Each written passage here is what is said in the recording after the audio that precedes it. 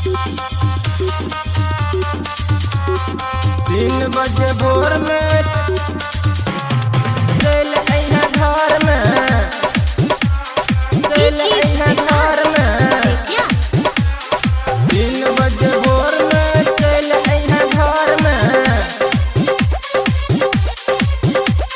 तू के छौरी चहिल एला ससुरा से गाम गए, हमारा तो एलो छौरी दिलवा में जान गए। बड़ा निक लागे छी बात हमर मान गए, हमारा चिखा दे छौरी अपन सामान गे। 3 बजे भोर में चल अइहा घर में, 3 बजे भोर में अइहा माला घर में। तू गे छौरी चहिल एला ससुरा से गाम गए, हमारा तो एलो छौरी दिलवा में जान गए। बड़ा निक लागे छी बात हमर मान गए, तनी सिखा दे छौरी अपन सामान गे। 3 बजे भोर में चल अइहा घर में, 3 बजे भोर में अइहा माला घर में। 3 बजे भोर में, 3 बजे भोर में, 3 बजे भोर में अइहा माला घर में।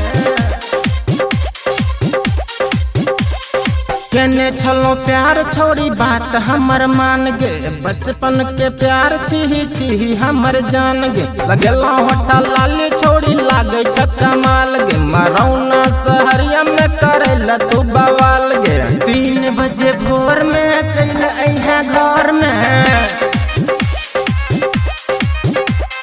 3 बजे भोर में अइहा माला घर में।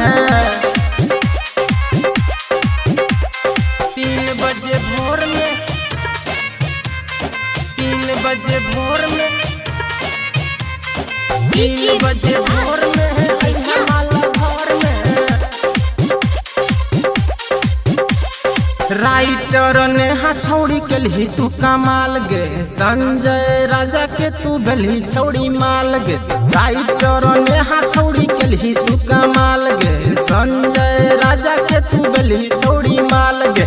3 बजे भोर में चल अइहा घर में, 3 बजे भोर में अइहा माला घर में। Presented by Ma Mithila Music।